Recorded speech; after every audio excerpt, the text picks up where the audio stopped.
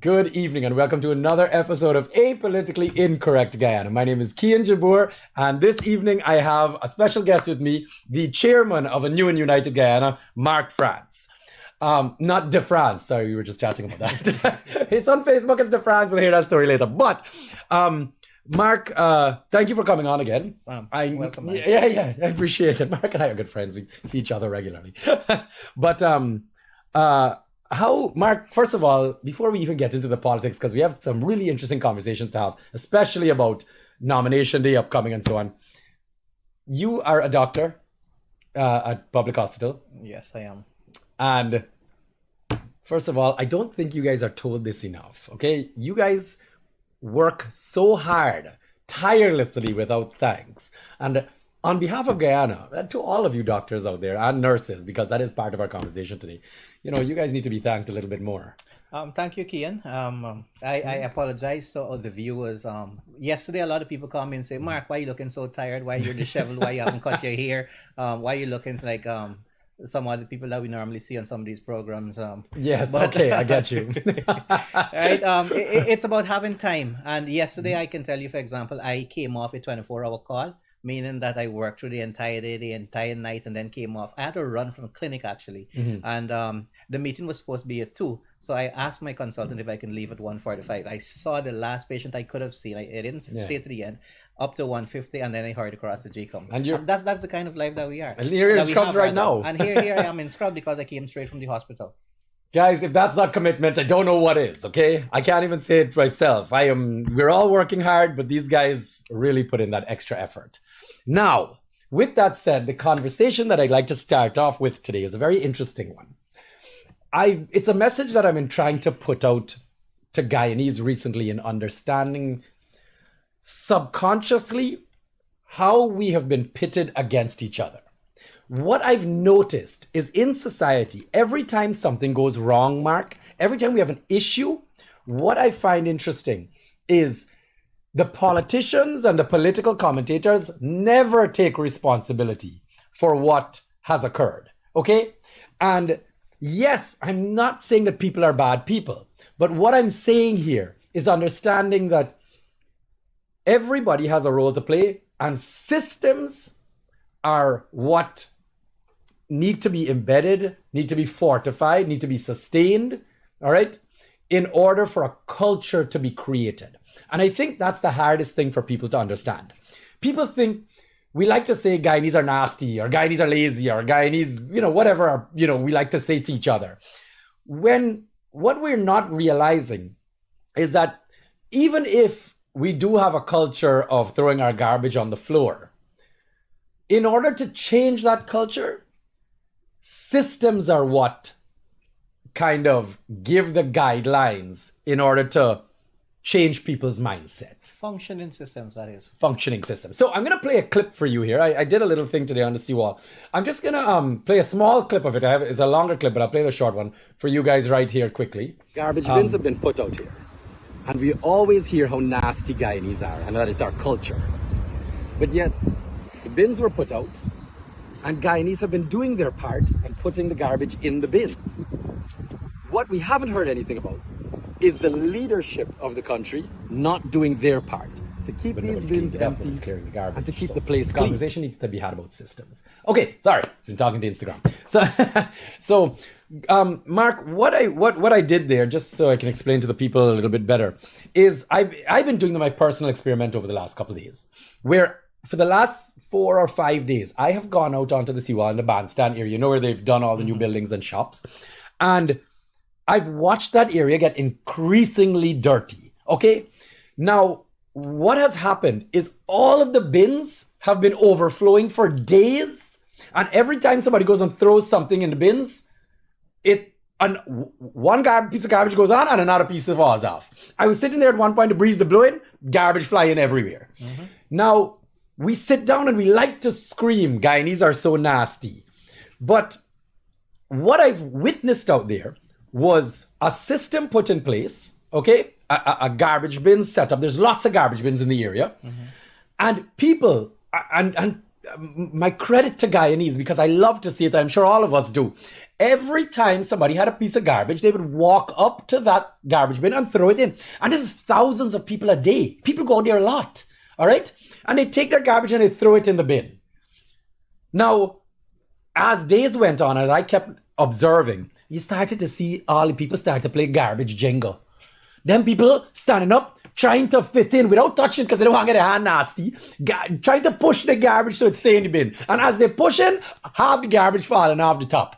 And I'm sitting there saying, who are you blaming for this now? Because when all of this garbage gone in the trench or gone blowing all over the seawall, we like to look at one another and say, Guyanese nasty, y'all so dirty, look how this place they're bad. But that's not what's happening out there, is what's happening all across the country, Mark.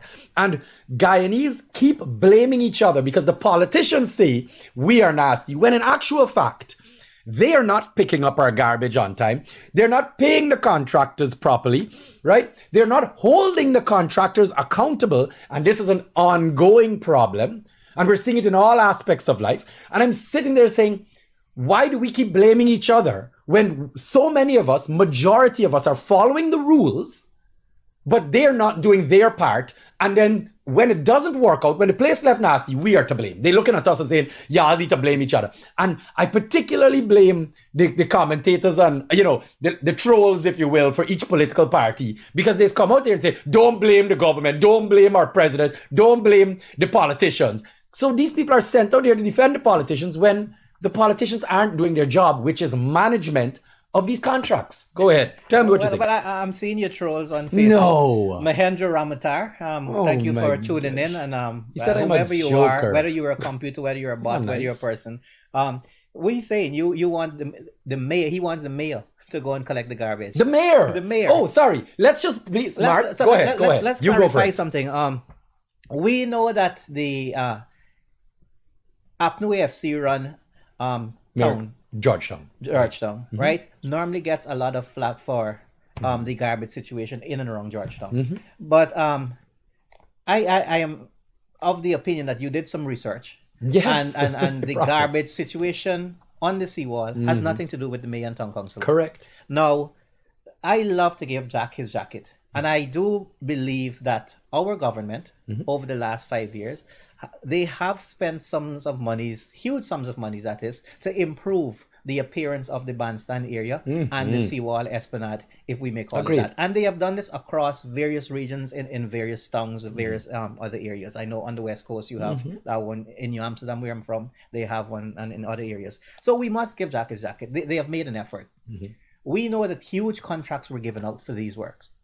And we would expect that if you're going to beautify your area, that you must have some sort of upkeep, some sort of maintenance, some sort of system that is functioning. Now, if you're going to be a tourism hub for the Caribbean and for the wider world, because we have been portrayed as one of the hot tourist spots on various magazines and other sources. If we're going to be bringing persons here to Guyana, we need to have functioning systems, and garbage and garbage collection is one. You don't want the image of Guyana to be the garbage capital of the world. We, in the past, have been known as the garden city. Right? Because of our cleanliness, because of the presence of natural flora. We had lots of trees, and now we started to cut them down. Even our drainage system, which was patterned after the Dutch system with the canals that had lilies growing and beautifying the place. Now we see they're being replaced with concrete. Yes. Concrete drains. Now, who ultimately has the responsibility? Because you mentioned that everyone is quick to blame one another. Oh, it's the people who are messing up the place. It's the people who don't have any order. But guess what? Our same citizens, as soon as we step foot out of Guyana, we adhere to the laws. We go to the first world countries and we put our garbage in the receptors. We walk our animals in the first world countries and pick up the poop afterwards.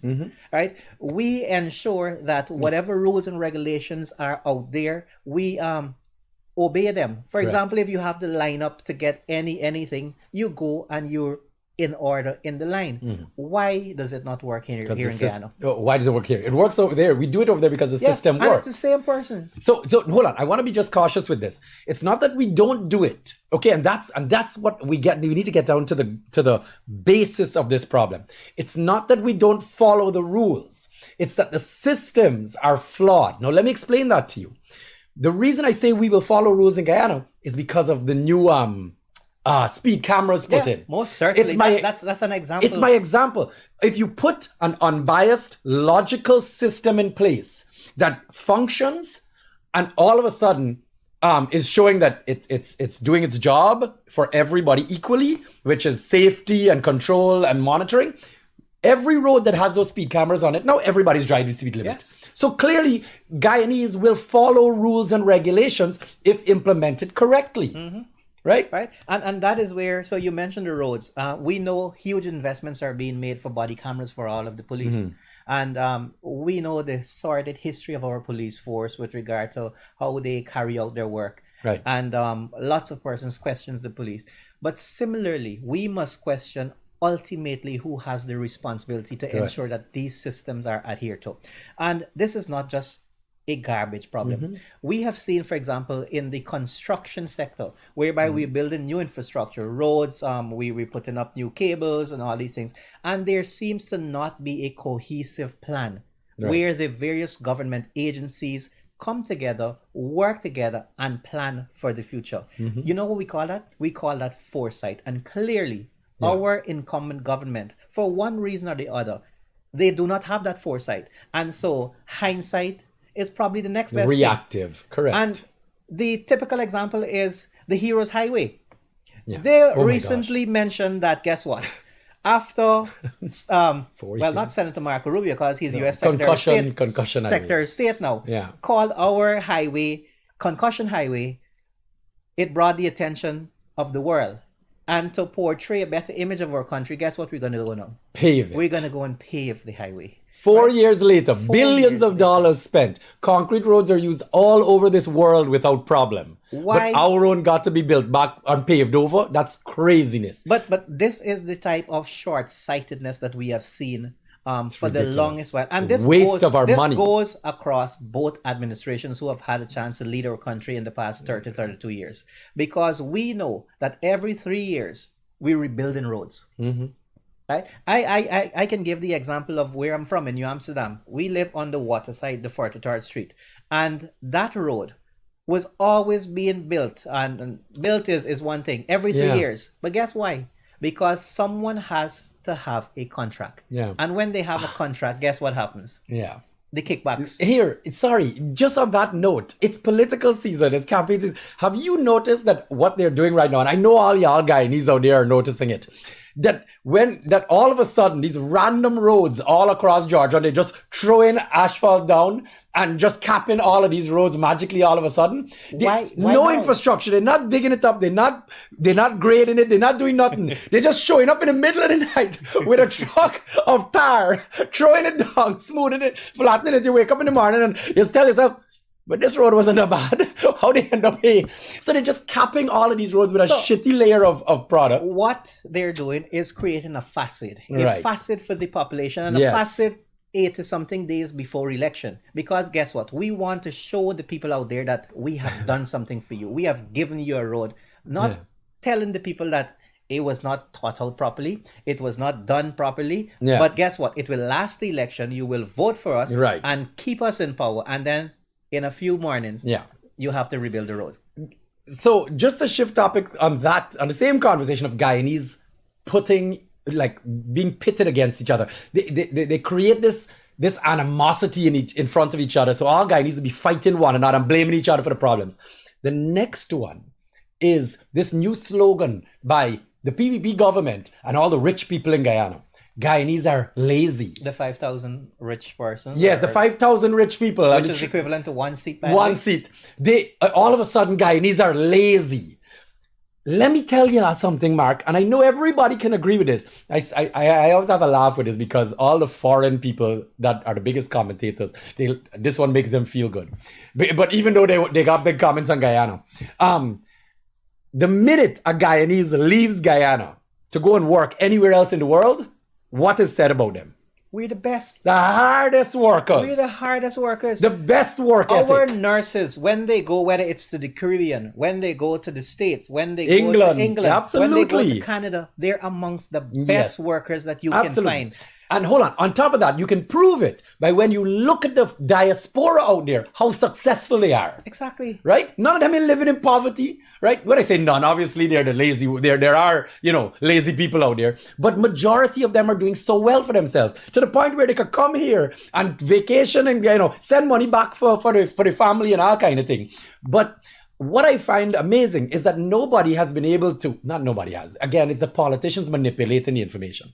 They sit down here and they say, Guyanese are lazy, nobody here want to work. Look, it's here. Shobar Shabu Hussein, whomever is this person, whether it's a bot, whether Guyanese it's a are real lazy. person. Guyanese are lazy. Is Or that, Guyanese is lazy. is that a fake account? I'm thinking it's a Is bot. that a fake account or a foreigner that don't live here? So we can get into the way we talk about the politics, Gav, just now. So what is interesting to me is rather than address or at least attempt to address why Guyanese might be lazy, they just call Guyanese lazy and the politicians sit down there and go, we are doing all we can. So now I sit down there and I try to analyze this thing a little bit and say, well, why are we calling Guyanese lazy? Yet as soon as they leave and work, they're such good workers. Why are they only lazy in Guyana? And motivation. So the first thing right off the bat, one thing that Guyanese, I feel bad for them because a lot of them haven't had exposure. They haven't had the experience yet. This country lacks patriotism, believe it or not. We really think around cricket time when we scream at Amazon warriors, it is great. So we stand up there and everybody feels so prideful and we love it. But at the end of the day, Guyanese, on the most part, are non-patriotic people. They're not willing to go forward. They're not willing to do what is best to make Guyana best. And why that is because Guyanese don't feel cared for.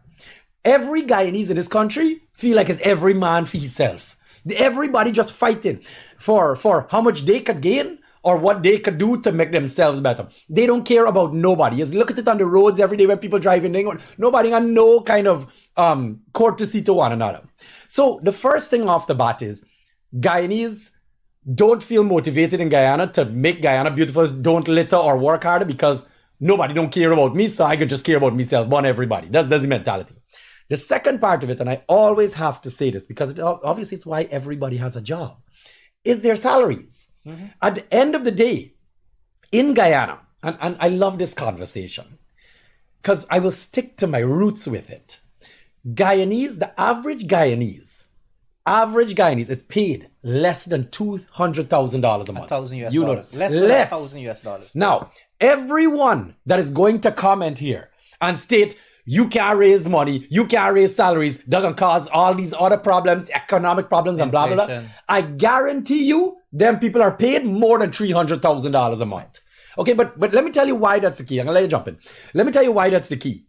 Because if anybody out there can show me any Guyanese citizen that is having a flourishing, good life on $200,000 a month, I will stop. I will wash my hands of this conversation because I have done the math. And $200,000, you can't live on $200,000. You know what you can do with it? Survive. And people haven't made that distinction yet.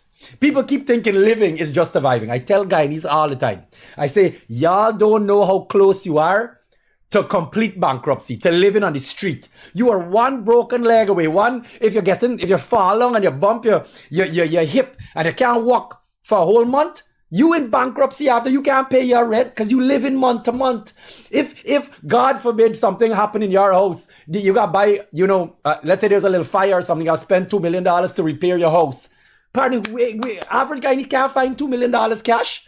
So if you have to go into debt, and you have no kind of cushion, no kind of fluff to keep yourself, afloat and comfortable, you are one step away from poverty. And $200,000, even $300,000 keeps you right there, barely surviving. Now that brings me to two So things. why work? Now, go ahead. We know that there are privileged few. And I say few, maybe it's 5,000, 10,000 persons in our country who are benefiting from the state's resources in a major way. But we also know that the majority of Guyanese are not. And that is why there is such a huge, and I'm going to use Amna Ali's hue and cry from these persons out there. And when the incumbent government tries to sell this perfect picture, or when our honorable president tells us, have some patience, not everyone can have patience, Kian. Yeah. Because some persons, as you said, and the majority, they're living paycheck to paycheck, right? They are squeezing by, trying to pay their rent if they can't have the a house. teachers, the nurses, the doctors, the police, everybody. All of our public servants at the yeah. lower end of the scale, Oh yeah. right? And the persons outside may not understand this, because guess what? $18 may be the minimum wage overseas in America. When you check that to what we're getting here, and I can speak even as a doctor, right? It's nowhere close what we should be getting. But I can empathize with those persons in the lower rings, right? Our sweeper cleaners, our nurses, our policemen and women. I saw on Facebook the other day a policeman salary, Honorable Robeson was saying, oh, they're getting 170,000, and many persons put their pay slip and it's less than $120,000. I didn't notice that. Right? So why are you lying? You just walking out onto a podium saying an untrue number and not expecting the actual workers to say, we know you're talking about. Because they are not based on reality. It's called optics. No, they want to put on a show for everybody. We have a country whereby they are two societies, one for the rich and the privileged, and another for the man or woman who's scraping by. And this brings us to systems. If we don't fix the systems and have these persons adequately represented, then we'll always have this division. And guess what? It's just going to increase, because the haves are going to have more and the have-nots are going to have less. That brings us to, we were talking about systems, the traffic situation. I live all the way up on the East Coast, and every day there is a huge traffic line extending all the way to Nonpareil, right? And yes, they've tried increasing the highways. Right now, the East Bank Highway, not the East Bank, the alternate highway for the East Coast is down. They're doing some repairs. And guess what? We have a steady stream of persons boring the lines, popping the lines, and this is our Guyanese. Yeah. And when the kings and queens comes with their sirens, you must make way. Yep. And we have seen again the privileged few benefiting from sirens, and up to this week we have seen the police force saying that, oh, you must make way for the emergency services. But guess what? They haven't mentioned anything about all of those private persons who have sirens and who have blinking lights on the road. Why does a minister even have it? Their way? It doesn't make sense. What is the emergency a minister got? Exactly, and that is where I'm coming. All of our ministers, from our president right down, they're paid servants of the people. They're public servants. And so if I can wake up 5 o'clock to cook my food in the morning so that I don't have to buy food, they can do the same. They're supposed to do the same, right? They're not special more than any other Guyanese. As a matter of fact, they work for Guyanese. Exactly. Yeah. They are benefiting much more than the average Guyanese, than the normal Guyanese. So they must be able to put up the same. But guess what? We treat our ministers, our senior dignitaries, our functionaries here as kings and queens, and we exalt them. And I refuse to exalt someone who I see as just another public servant. We taxpayers pay, right? Because it is our taxpayers' monies that have you where you are, and you're supposed to be working to serve the people of Guyana. Fixing the system so that they can adequately serve the people of Guyana. But they only do it to serve themselves. And Mark, I liked your comment just now of stating that there are two parallel Guyanas that are existing right here in the one Guyana. Yep, right here in the one Guyana that is touted. Yeah. So what I find amazing is Guyanese. So this brings us into the conversation about politics. Now, what I've noticed, I do a lot of content. Obviously I'm a political commentator. I release videos. I make a lot of posts on my Facebook, on my personal social media platforms, etc., here on the show, etc. And you watch the comments that are being made, not necessarily. So let's address this one. Mahendra Ramatar, he get free scholarship from the PPP government, and the other one is a wannabe. Now, I don't know nothing is free. and this will bring us to a conversation that I had on Facebook last night. There was it's going to tie in back to our Yeah. politics and where we're heading next. But nothing is free in Guyana. Everything is paid for by taxpayers. There's no such thing Right? as government funded. Everything is taxpayer funded. Worse yet, there's nothing like a PPP funded scholarship. Yes, the PPP. I studied in Cuba, and I know that's funny. that political parties have funded persons who went to Cuba. For example, the Socialist Party in Bolivia, the Socialist Party in Brazil, Right. they funded specific scholarships Yeah. in individuals that went to Cuba. But guess what? The arrangement between the government of Guyana and the government of Cuba and Venezuela, who had the whole Albo situation there that caused all these scholarships to be granted, it was a government to government agreement. And so those negotiations had to come through, and they were dealing with taxpayers' dollars. Yeah. So no, there's nothing like PPP funded. But this is the problem we have in Guyana. And guys, we're having a nice general conversation here because it's a mentality change that's needed. And the first thing I think always has to happen is these guys that are commenting on social media, they're paid by the PPP. Actually, they with taxpayers' money. There's a what whole was the name of it? department at What's the one name of of the the department ministries. in right where Prime Minister on King It Street comes there? under the There's a- Minister of Information. Yes. Anyways, they're literally paid a salary to come out and do this. And why I find it funny is because it's Guyanese now, and going back to the parallel Guyanas, I've noticed this huge change, this huge trend where all the people here that are defending the government, all their profiles are fake or blocked or living abroad. And I can't stop laughing at it because what you're noticing is that they're doing their manipulation of the media. It's their trying work. trying to make people feel like, wait a second, maybe I'm not so poor. Maybe I'm not so hungry. You know what I mean? And I'm sitting there saying, they haven't really realized yet that people are not happy with their living situations. And you're watching them start to speak out more and more because the politicians themselves are thinking that because the people outside of Guyana are convinced that there's big progress, that everybody in Guyana working and living here is going to be manipulated as well. And time will tell. But one of the biggest signs I've seen of this, and this is carrying right into our conversation, I find it so interesting, is in 2020, Mark, when you and I ran with Anug as a political party, contested an election, we ran because we couldn't deal with APNU anymore. We thought they were a failure, and we said, we need something better. So we started a whole political party because of how incompetent we thought APNU was. Okay?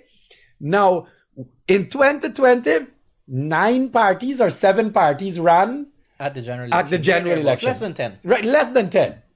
Yesterday, at the first meeting GCOM held in order to inform everybody about the upcoming election, the interested political parties, 28 organizations showed up ready to contest the elections.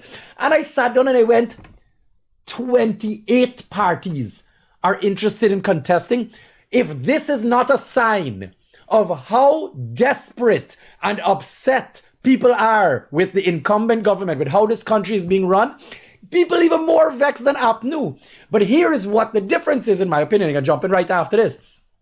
The reason you're not getting more information out is because this government 10 times more vindictive and nasty than APNU was. So everybody out there is scared. They don't want to come and talk out because if you're working, they can look what they do to policeman for shaking Mohammed's hand. Send the man into some other place. Look at how they're treating public servants that are just doing their job. And we're watching this over and over and how nasty and manipulative this government is. And sorry, people are going to see. Listen to the comments all you want. But as you get out into the road and you do your work, you really start to understand that, wait a second, there's a parallel Guyana running here. Those that are angry and upset, which is majority of Guyanese, but are staying quiet and waiting for the right moment. And then there's the PPP trolls and so on that just continue running their mouth, being nasty. Look, one of them calling us an anti-man right now. Like, why does the PPP, and here's what I'll get to. The PPP really believes that that's going to win them votes. And what they're not realizing is all they're doing is showing the middle ground voters, like the logical people, like the other voters that are not entrenched. All they're showing is how nasty you guys are. And nobody's going to vote for a party that nasty. And you know, Mark, I can get a little personal here. You know where it starts?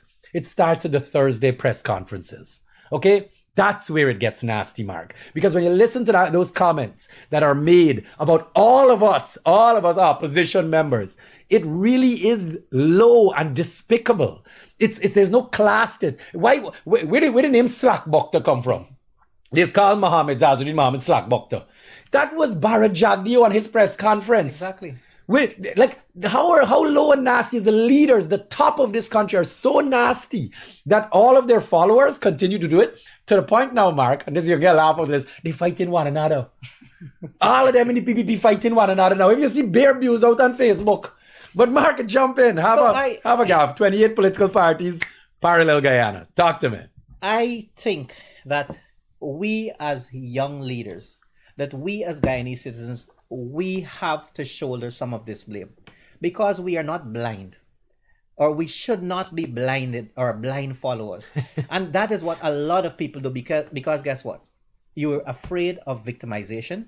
You're afraid that you don't get a contract. You're afraid that someone stops you from moving up in life in terms of wherever you're working. And so you refuse, or not even just refuse, you perpetuate this issue.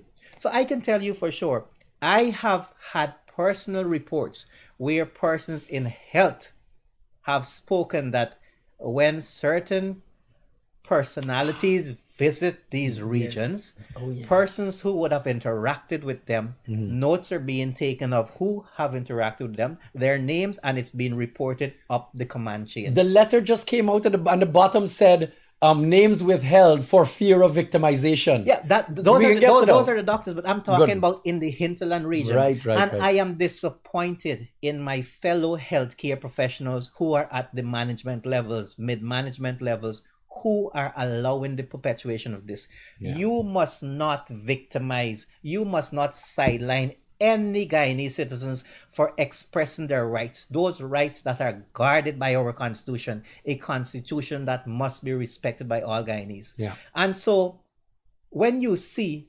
28 political parties showing up for the possible election, it is because persons believe that here is what, we are not adequately represented, or we cannot adequately represent the people with the existing parties. And so there is a chance now for my voice to be heard, for my grouping to be heard, for my policies to be heard and developed. And guess what?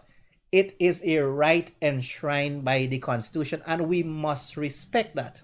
Yeah. Now, elections on their own, right? There is some amount of disenfranchisement that we have already seen with the electoral system. Yes. The simple changing by a well-ready GCOM of the nomination forms for those persons who would support your candidate's list 2 weeks before election is a classical example of same. That's right. I know political parties have started and had started to collect those signatures using those old forms that were on GCOM's website. Correct. That have been there for the last 4 years. Correct. And guess what? They decide all of a sudden that we change it, but you cannot cry. I say that is spilt milk. Yeah. These are the rules that exist. You're not going to be able to do anything about that. You won't be able to do anything. But my advice is that if there's any political grouping out there that sees the need to take part in election, it is your right. You should try your utmost to be on the ballot. Absolutely. Now, coming to reality, and I'm a very realistic person. I know from the 28 possible parties that are there that the majority will not make the general elections. Okay. We know that to take part in a general election, you must have your requisite signatures for six regions that would amount people on your list, that would amount to 13 of the 25 constitutional seats, constituent seats rather, and that is a hard task for any one small grouping, right? Because you need human resource, you need financial resource, and you need to have boots on the ground and someone to do that work. And 20 something days before election, it's nigh on impossible for the majority of those groupings to be on the ballot for the general election. But they also still may have a chance to take part in the regional election. And this is why when people laugh at 28 political parties have submitted symbols and their names, is because there is some amount of ignorance with regard to the electoral process, and they don't see the need for persons who may be in an NDC, for persons who may be in a specific region looking to take part to represent that specific area. And that is where I feel the majority of these 28 groupings will be focusing. Contesting their specific areas. At the regional level. Excellent. In the specific areas. Now, I do think that maybe 3 or 4 parties or groupings will be on the ballot for the general election. And given our history and our experience in 2020, Good. this is where This is the conversation. our advice to new groupings, I think, is important. Don't let your ego get the best of you. No. That is the first thing. Right? I, Dr. Mark France, personally in 2020 believe that for us to have success at the general elections, that third groupings, third parties should have come together. And I tried my utmost. I tried with TNM, I tried with TCI, I tried with Fed Up, bringing all on board along with ANUG. For one reason or the other, this didn't come to pass, right? Even on nomination day, I was running with Fed Up, trying to get them and ANUG to work together. That could not be done. We went it alone. In going it alone, what happened? We gained 2,313 votes. The third party with the largest number of votes, Lennox Schuman's party, 2670 something, I think he gained, right? Change Guyana got 2,000 and the other parties. But when you counted or added up all of those votes from third groupings, it came to about 10,000 votes. That's right. Of the 10,000, It would have been a minority now. 3 parties That's right. came together and formed a joint list. Yeah. From that joint list, we were able to get 1 seat. That's right. Imagine if all 10 parties, third parties, new parties had come together. You would have gotten 10,000 votes and you would have gotten 2 seats. That's right. You would have gotten One a straight seat and a minority larger government. Correct. You would have gotten a straight seat and the largest remaining vote. Correct. We could have had a minority government in 2020. Yeah. And that is why I have said publicly on numerous occasions that in 2025, we are heading to a minority government. Agreed. I'm with Right. you. Now, Let me for that to let me jump happen- in. No, I want to jump straight into. We can talk now particularly about political parties. Okay, Amanza Walton has we just were launched at her launch. Yeah, she just launched a party. You have T. Mohammed's that was there that came forward. You have Anug. You have VPAC. You have Simona Brooms. And then there's. I had a conversation with Ms. Brooms, a short conversation yesterday. So I'd like to first start off by stating I am really heartened by some fantastic, strong political leaders that are stepping into third-party roles. All right? These are not just fly-by-night. Somebody like Amanza shows that if she wanted power, if she was looking for glory, she wouldn't step into the third-party role. She genuinely wants to do what's best for Guyana. And I find it very interesting that the PPP has gotten so nasty and petty between her and Mohammed's. It is so low life that you're watching the government of this country that's supposed to be respectable and diplomatic go into these nasty, petty things to try and discredit, people like Amanza Walton. And I stand up there and I say, a strong, confident PPP government wouldn't be going to these levels. So they themselves, on their internal polls and numbers, are clearly showing that there is a huge grouping of people in this country, larger than 2020, that are looking for Alternative. alternative outside of PPP and PNC. And how I prove that is look at the response everywhere Azzuddin Mohammed goes, T. Mohammed's goes. Look how much people are coming out. AFC in 2011 and 2015 didn't even get that many people coming out and showing support.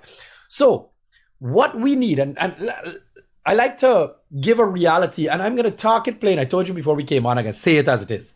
We need to see Amanza, Anug, and Mohammed's working together under one list running, and VPAC as well. Those guys have been doing a good job. I've been enjoying Darwin's information. So if we, and hopefully Ms. Brooms, I would love if Ms. Simona Brooms could step in. I find it funny though. So I'm going to precurse a laugh here. So all of a sudden you're gonna hear just now, look at the rigors that they want to bring in. Yeah, or they can get more personal. I saw you posted a picture with I think it was Miss Desir. Yeah. Yes, and the comments. Oh, and, they're so took it nasty and and they low had a life. field day with it. Because they're coming up with these things that they're regurgitating, even though none of them are true. They're just trying to spread these false lies narratives. And what they haven't realized is that they're in an echo chamber. They're just talking to one another. But why this is so critical for me to state for the public to understand is that when we see the government reacting the way they are to strong leaders and the response that they're getting in public, then this alternate Guyana is becoming empowered. And you as ANUG, and I'm going to say this again, it was the first thing I blurted out. Egos need to be put aside. And I'm speaking to all the third parties out there. We did it in 2020. Mark and I did it, okay? With Jonas and Ram Karan and a whole crew of us. There was plenty of us. All right? We ran a full campaign in 2020, all right? For ANUG. We know how much work is required. We also know that a lot of you out there are capable of doing it. You have the support, you have good people. But the reality is, for Guyana to move forward, it has to be a collective, one way or the other. If you are looking for personal glory, whatever's in the dark will come to light. Working with everyone, especially those in the third party dynamic, you will quickly understand that if all of us share our resources together and the support groups that we have around the place, all of a sudden you're going to start seeing very quickly more people getting on board with that kind of situation. Now, you're going to have to deal with the PPP and their nastiness. They're going to come out. You know, we watched, what's his name? Robert Prasad speak about the Jaguar symbol. We watched Ministry of an entire, by the way, just so you understand. That is so petty. So low life. A whole ministry, a government, a taxpayer funded ministry coming out because a man holding an exercise book. And they've decided that man shouldn't be holding that book because the government paid for it.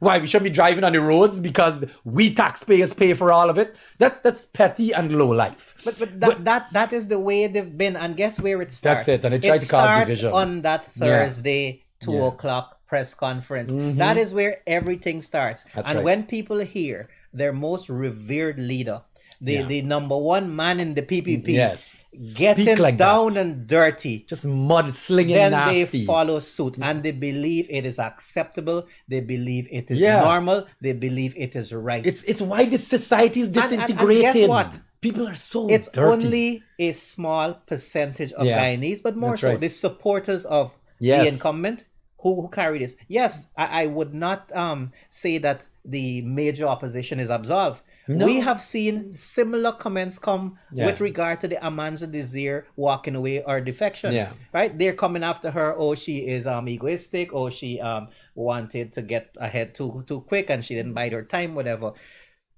We have to realize that everyone has a right to do and as they please and to make whatever decision they need to make. And we must respect that. So when you're going to use government resources like the Ministry of Education to put out a press release, a couple of minutes after you saw the picture come up, but guess what? When it was the Madhya fire, how long it took to put out a press release? Or Adriana. Or when it was Adriano. Yeah, all of a sudden they got communication issues. Right? They got targeted propaganda. Away. Yeah. Right? And this surely shows the double standard that exists. But guess what? It is that Thursday 2 p.m. press conference that has made third parties relevant. Up to Thursday, yesterday, right? The mere mention of groupings that may not have an impact, are not meaningful, are not significant, the exact words that were being used. Guess what? You are giving them, and I'll say us in this case, because Anug is part of those smaller parties, you are giving us significance. You are giving us airtime. And when you lose the majority in 2025 on September the 2nd, guess who will be blamed? The one and only leader of the PPP. And I am going to personally ensure that he hears about it, He takes it with him because this is someone that I respect. This is someone that has brought up the PPP back into relevance after the last election. This is someone who won them the election in 2020, but this is someone who's also going to lose them the majority in 2025. Yeah. And I'm going to remind him every day about it. No, it's so Mark, it's exactly what's happening. And I invite everybody, everybody out there that's listening, God, thousands of people listen. Please, on YouTube as well, you guys must come on to Facebook and see what the real PPP is like. Come and look at the comments that are on Critics page. Come and look at the comments that how nasty and dirty these guys get. And then you compare it to that Thursday 2:00 press conference. And you as independent, and particularly the young independent voters, the younger, you guys have all the power. That 18 to 35, you guys are the biggest voting bloc in this country. And when you watch how these political parties like the PPP are degrading our society to the point where they attack viciously and call names and are dirty people and comments that are being made, you have to realize that can never be who you want to run this country. Now, how I hammer that point home is then going to the PPP family and friends and all the big contracting companies and all them who running around in big vehicles and building big buildings and getting big contracts. I want you to see how they act in society like they are above the law. And then you quickly realize this is the arrogance that we're dealing with in Guyana. And until all of us in this country can realize that we all on this boat together and the government actually starts working for the people instead of their family and friends and filling their own pockets and thieving all the Guyana money, we're not going to go anywhere. I'm asking you, the young people out there, don't give in to this kind of nastiness anymore. We have to do better. And I will hammer this point home. You cannot say you don't have options anymore. There are strong leaders that are going to be on that ballot paper come September 2nd. Put your X anywhere except for the PPP and the PNC. I encourage you guys, all right? And once that power is distributed, you're going to watch all of that arrogance dissipate because everybody's going to have to work together. And more importantly, they're going to be held accountable. So you made the call, but I'm going to make it as the chairman of a New United Guyana and as a young leader in Guyana. Third parties, put aside your egos. Yeah. Let us work together. Once our policies mesh, once we have the same policies, once we want to see the betterment of the Guyanese people, once we want to see adequate representation of all Guyanese, once we want to fix systems, like what a lot of the guys are doing. I see VPAC doing a lot of this work, right? Francis and team. We can change how our country's outlook is for the next 5 to 10 years because it is a realistic possibility that if third parties come together in a unified front, it happened in 2020. You did. That there will be a minority government. And there is even a greater possibility. There is a possibility of third parties possibly winning the plurality. And this will shock a lot of persons when they see campaigns with policies and the messages that are going to be out there. Yeah. Because even though third groupings may not have the resources like the behemoths, and maybe it's only one now. It's the PPP who the lose resources is our the money. resources, our state resources. Social media has closed this gap. Yeah. And so when you have a young and dynamic population, all of your millennials, your Gen Z, your Gen X, and all these younger persons who are on Facebook, on YouTube, on TikTok all the time, and they're seeing the messages that are coming from the various political figures, then you realize that I don't have to go and buy the Mirror anymore, right? All that information is readily available. I can listen to all of the parties and then decide that here's what, this is the one that is best for me. And if a minority government can change systems or fix systems, if we can force the two large groupings to work together, then this is the way that it should be done. And this is not anything new. We have seen the power of social media. We saw the Arab Spring uprising, and I keep mentioning it, where governments were changed across the Arab world. We have seen the Black Lives Matter protests that happened in the United States and the changes that they were able to effect. Don't even go that far. Go to Trinidad recently. Go to India recently. Go to South Africa every recently. Country. All of them have been changing governments. Social media. So the competition is not in terms of dollars and cents anymore. It is how Yeah. you can effectively use the resources that you have and get your message out there. Let me tell And you. that is one way whereby I see that we're no longer handcuffed to who Yeah. can gather the most The money. messaging is different, The and how the messaging. information gets out. Let me tell you something. I just find it very interesting now, is that one thing, like starting off on the basis why I enjoy the internet so much, and I think it's so important for all of you, is the internet don't forget. All right. I love that it's kind of like a library of information now that you can continue to bring back up. But here is what a lot of Guyanese haven't realized either yet. Every platform, Facebook, Instagram, TikTok, as I put my messages out on all those platforms, you really begin to see the different groupings in Guyana and their responses to it. So, for example, I want to do a big shout out to TikTok people, because it's a much younger generation in Guyana that's using TikTok. And when I post a bit of information, for example, like the videos that I usually do on Facebook, you get a lot of the bots, the foreigners, the PPP people that are paid to come and make nasty comments. But when I post on TikTok, for example, It's a different it's an audience. overwhelming support to the point where they attack the people that are bad talking. And I sit and I'm talking about these views. I'm talking about tens of thousands of views. And I really, it really puts you in a position. And this is what the big behemoths like the PPP haven't kind of clicked into yet, is that you cannot run or hide from the areas that you are falling short in. So police corruption, education systems failing, GPL blackout, garbage, flooding. I mean, the phenomenal amount of areas that Guyanese are suffering, cost of living, salaries, low down to nothing. Gaisuku, Oh, Jesus. Gaisuko. And what's fantastic about this is they think that they're fighting one battle in one area, and you're watching social media kind of use their information against them. And why I keep speaking to the young people is because what their job to do is to do what they do best. Spread information. If you see something you agree with, I don't care who it's for. Use their platform. You have a voice. Your profile is your voice. All right. Now, what that causes, and everybody's very worried about the political future of the planet, but I only deal with Guyana because this is where I'm involved.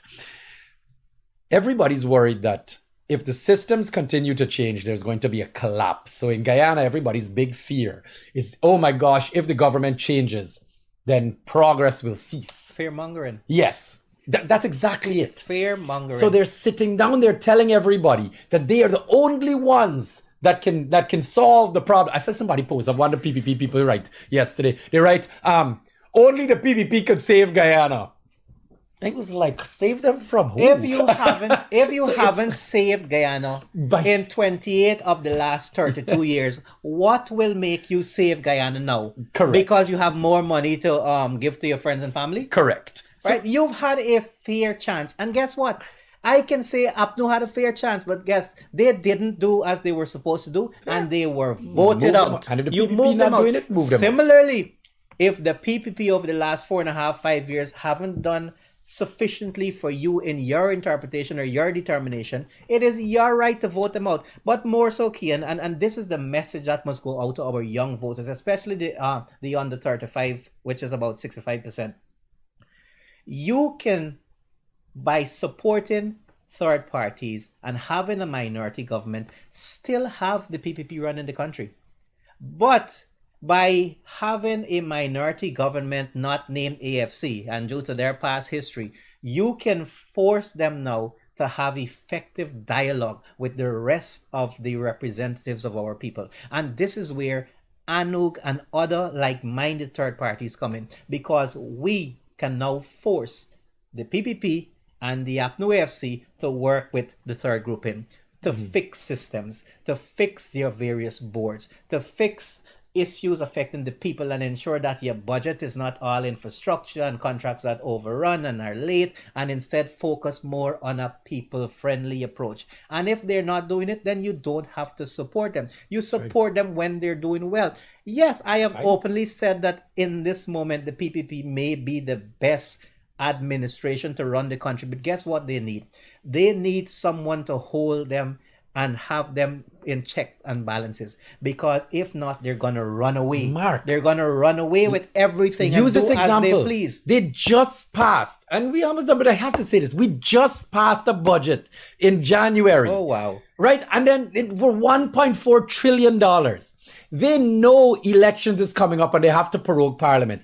The few days in Parliament before they close up, they just took another $57 billion from taxpayers. I'll correct you there, Kian. Not prorogue. Prorogue is what President Ramtar did. But dissolve. They're supposed to dissolve Parliament. But then who is going to take that $57 billion and hold it accountable? Where is the $57 billion? If you haven't spent a quarter of your 1.4 trillion that you have already got, $57 billion for? Why are you needing 57 billion more? This clearly reiterates my point that I made earlier, that the government is working with hindsight and no foresight. And if you don't have foresight to see in the long run what is it you need for a country and just make things up as you go along, then you're going to have problems. Yeah. And we have seen those problems. We have seen contracts given out and they're unable to be completed. We have seen contracts given out and now they're being subcontracted, so much so that you have some young lords who are getting major contracts and they can't do the work, but guess what? They're subcontracting it, and they're forcing those young contractors who they're subcontracting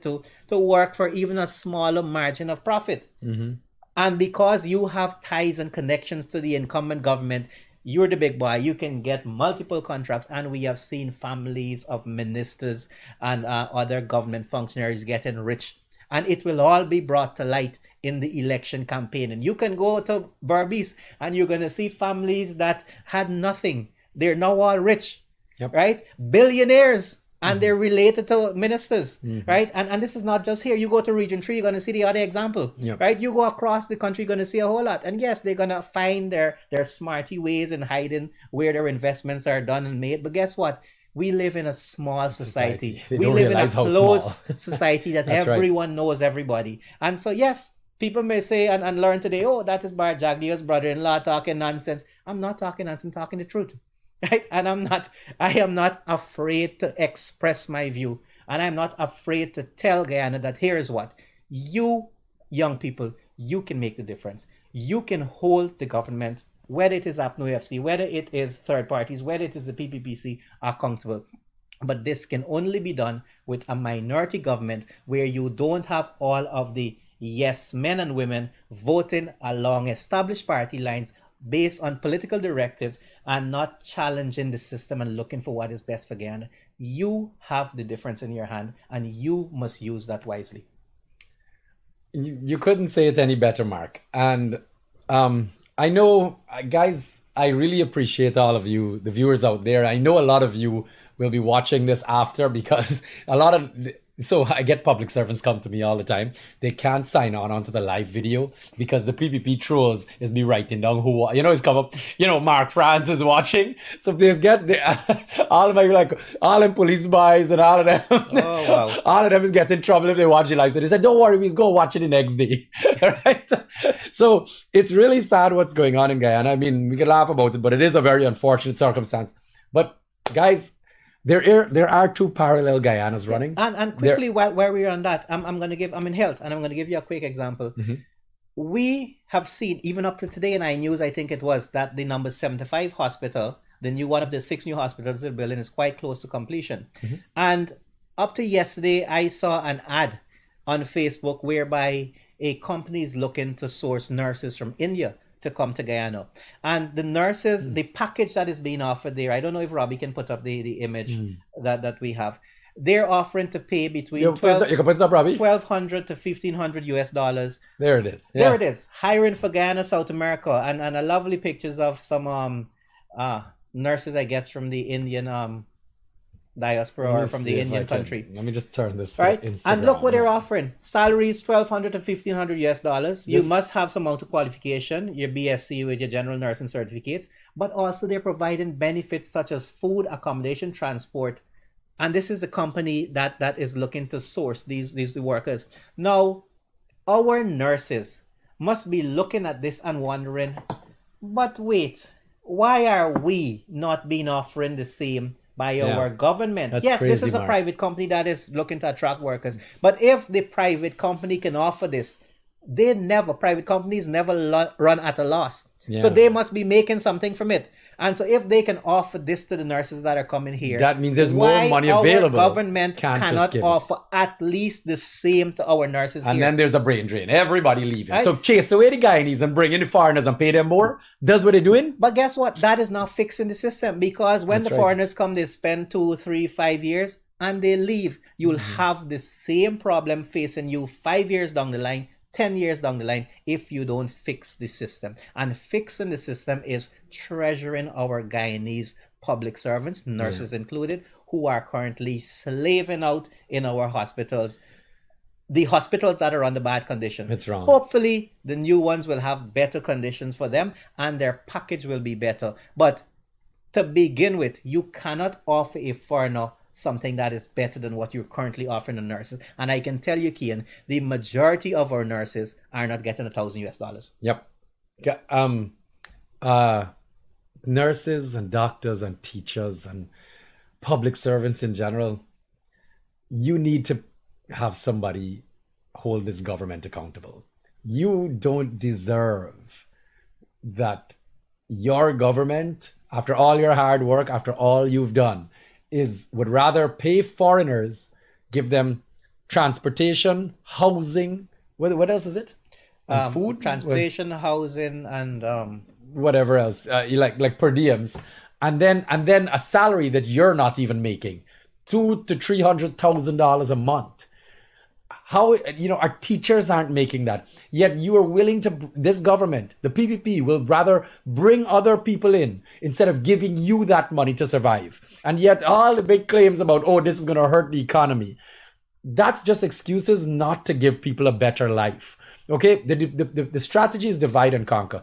Keep people dumb and poor so that they eat it out your hand, so that you can do anything you want. And I'm sorry, guys, looking at something like that as a foreign ad that they bringing people into Guyana, exactly, it's wrong. It's actually morally wrong. The good thing about this, Kian, is that such things give us third parties, ANUG in particular, but more so third groupings on the whole, policies and points that can appeal to this disenfranchised population, our public servants, our teachers, our soldiers, our policemen and women. Look at the one with the soldiers. They're offering them $46 US to go to the border. Yeah. Putting their life at risk, right, to defend our patrimony, and you were just offering them $10,000. So that is crazy. But on that note, Mark, I mean, we could go on about this for a long time, but we do only have an hour here, unfortunately. Unfortunately, we only have an hour. But guess what, people? Go ahead. When you see our policies, when you see our manifesto come out, and we're regarding it, because there's no other manifesto that is out there officially as yet, and not from the big parties, but we garden what is it that we have. But when we go on the platform, when we go out there into the fields, when we speak with the persons who are truly affected, you will see which party really have you at heart and who wants to see the betterment for you and your kids of the future, because we must always think not only of ourselves. I have 2 small kids. We must think of the Guyana that we're building, the Guyana that we're leaving for our kids. And this is where you must think carefully before you support any grouping. Yep. All right, guys. On that note, have a absolutely wonderful weekend. Oh, there is a little business thing. Please, they're doing a local market up at the stadium, like of local businesses. Up at the stadium this weekend. So please go and support it. There's a lot of nice, cool little local businesses that are up there. And that is another point. The supporting local content and local businesses. We're going to have a lot of conversation when that comes to. And for those persons who may think that we're hating on the PPP or hating on any political party, we're not. We're just discussing issues facing Guyanese. Because guess what I'm doing tomorrow, Kian? I'm going and support the PPP's barbecue. I'm going to put on a red shirt, even though my color is orange, and I'm going and support the PPP's barbecue because I have a ticket. I bought a ticket. Okay? So yes, I'm supporting you guys. You can bring barbecue for me. All right, on that note, guys, thank you for joining us. We will be back here next week with you. Please be safe this weekend. Have a great time. Take care. Take care.